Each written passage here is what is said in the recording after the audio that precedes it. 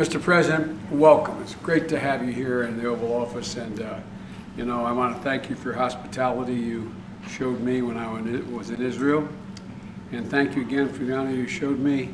I was bragging to the President. I have been presented by the President the Israeli Presidential Medal of Freedom, which is on the table behind you over there. I'm very proud of it, but thank you for that honor. And tomorrow, Israel and Lebanon are going to sign an agreement to establish a permanent maritime boundary between your two countries. I think it's a historic breakthrough. It took a lot of courage for you to step up and step into it. It took some real guts, and I think it took principle and persistent diplomacy to get it done. And I compliment you, and I compliment the government. This agreement is going to allow the development of energy fields for both countries, and it's going to create new hope and economic opportunities for the people of Lebanon, enhance the stability and security of the people of Israel, in my view. As you probably know, I've been working on this since I was Vice President of the United States, and I really compliment you. We're also going to discuss the ironclad commitment, and I'll say this 5,000 times in my career, the ironclad commitment the United States has to Israel based on our principles, our ideas, our values. They're the same values. And I've often said, Mr. President, if there were not an Israel, we'd have to invent one. And I told you before, my dad was a righteous Christian who we used to sit for dinner to have conversation and incidentally eat. And I remember even when I was a teenager, my dad talking about how we should have done so much more. Why didn't we bomb the railroad tracks? Why didn't we? In World War II. In World War II. And so it's a deep shared concern.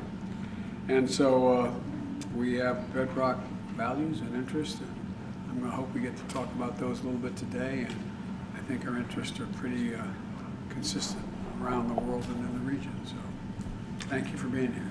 Thank you, Mr. President. I want to thank you wholeheartedly for your hospitality, for inviting me here. It's an expression of true friendship.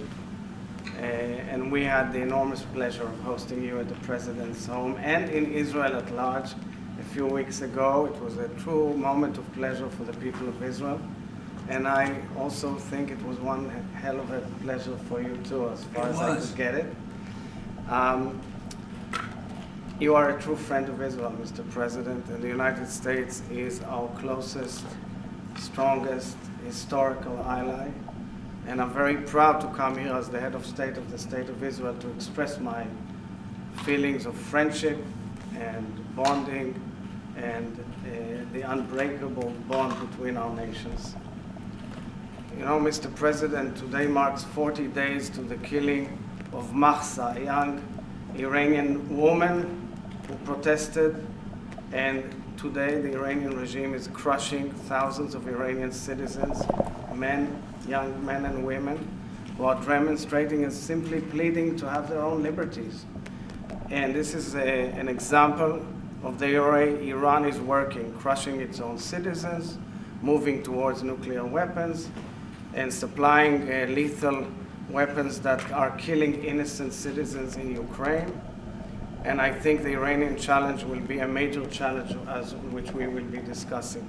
I want to thank you, Mr. President, and the administration for moving forward and carving the deal between Israel and Lebanon on the maritime borders. And we appreciate the effort and of course, the bringing it to fruition tomorrow. We will also be discussing the inclusion and integration of Israel in the region, in the Middle East.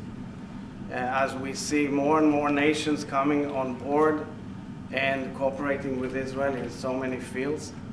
For one item that you and I will participate together with leaders from all over the world in the COP27 down in Sharm el-Sheikh in Egypt a few weeks down the road, I think the climate change challenge can serve as a common denominator for so many nations and also between Israel and the United States. And finally, Mr. President, you know, we have elections in Israel, and you are having midterm elections in the United States. But one thing is clear, and I think this visit epitomizes it best, is that our friendship and and strong bond transcends all political differences and opinions and parties. And I hope that together we can continue to work towards the well-being of the State of Israel, the United States, and the world at large. Thank you very much. Mr. President,